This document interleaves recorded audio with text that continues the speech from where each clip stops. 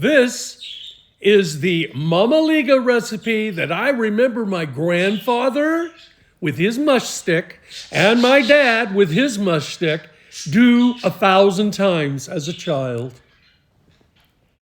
Fill a 3-quart saucepan about an inch from the top. So how much water is that? About 5 cups? That far down from the top. That's all I can tell you. It doesn't really matter. We're going to be dumping some of it out anyway. And now we need to add some salt. But he put a big handful of salt. Probably like 2 tablespoons. Yes, it does sound like a lot. But hey, you know what? That's pretty bland stuff. While we're bringing our water to a light boil, we are going to want to measure out 3 cups of cornmeal. Okay, this is the pan. You see about how far down I have it? Because when I add the cornmeal to this, the idea is to get it to float. You don't want it to sink. So the idea is to just put it in with your hand slowly to get a film going. And then once the film is, then you add more and add more. Pretty soon it'll float. Then you dump all of the cornmeal in a pyramid and just let it cook for 8 minutes or so. So what you're doing is you're getting the bottom of the cornmeal saturated, soaked, okay? The inside, because of the 8-minute cooking, is kind of like steaming a little bit of it, which is partially cooking it, but not really. And then when I dump the water out, then I will stir it, and then I will add back just enough water to get the consistency that it needs to be. They're going to take it off the flame temporarily a little bit. And see how I put this in my hand? I'm going to take it off because I don't want it to boil. You see, like this. And just kind of, see what I'm doing? See, if that was boiling, that would all sink.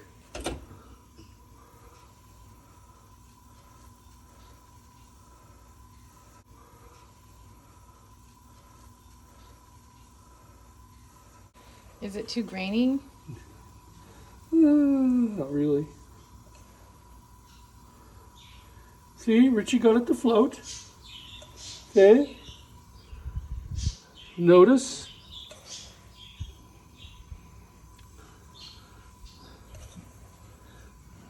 It's a pyramid, right? 3 cups might be too much for this pan. It's a little, I may not put the whole 3 cups in, but you can see now we can put this back on the flame. If it boils a little bit, it won't hurt. And I will turn this down just a little to see how it's just bubbling on the side? I guess I'll go. I'm not going to put that last part in. Now, notice. What are you doing now? Bringing it to a boil? I'm lowering the flame because I don't want it to boil over. See how it's just kind of bubbling around the edge? See that? And you can take your mush stick and go around. See how it's just water on the sides? That's what you want. You know, a light boil but not overflowing. Just let it cook like that.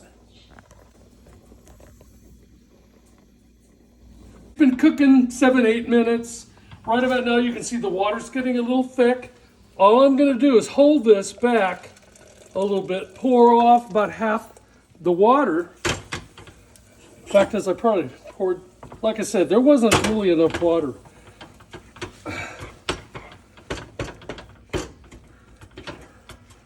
A lot of cornmeal. Do you think you need more hot water warmed up? Probably not. Check it out. All I'm going to do, this pan is not good, guys. Don't use this kind of a pan. Believe me. Okay. See, I'm just adding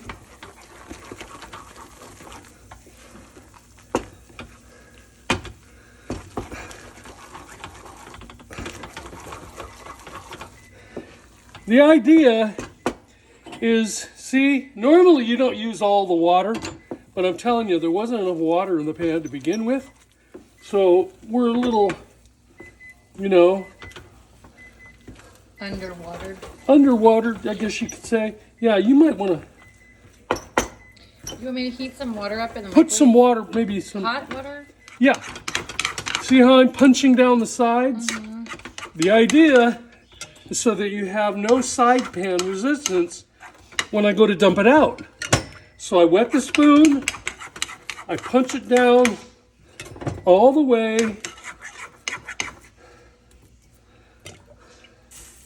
Okay.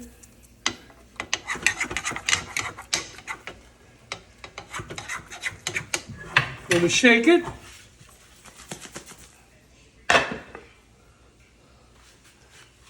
Mămăligă. Now, you can also shape it. Okay. Make it look nice on the sides if you want.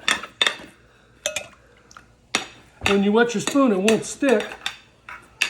Yeah. That baby's ready to eat.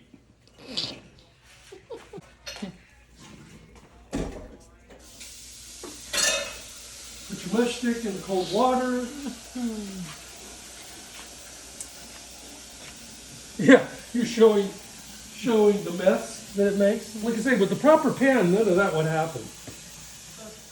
You know, sits like it's ready to eat immediately, and what you would do is just take it like this, cut it, throw it on the plate, put your chicken stew over the top, or chili, or whatever you're eating with it, and guess what? That is not. You're ready. Put some sour cream on it. Is this hot? Yes. See, so normally I would go like this.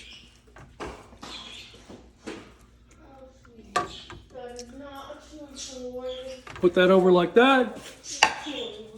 Come over here. Get a little dollop of sour cream. And see, slice a little piece.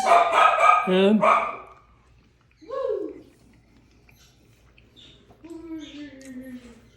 consistency of the mush is delicious. There's no kokolosh.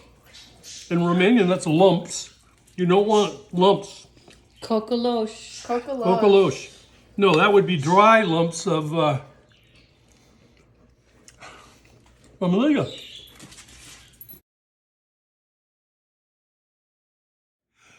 Well, you know, we were thinking, having watched the video on making the Mămăligă, we didn't talk about the mush stick.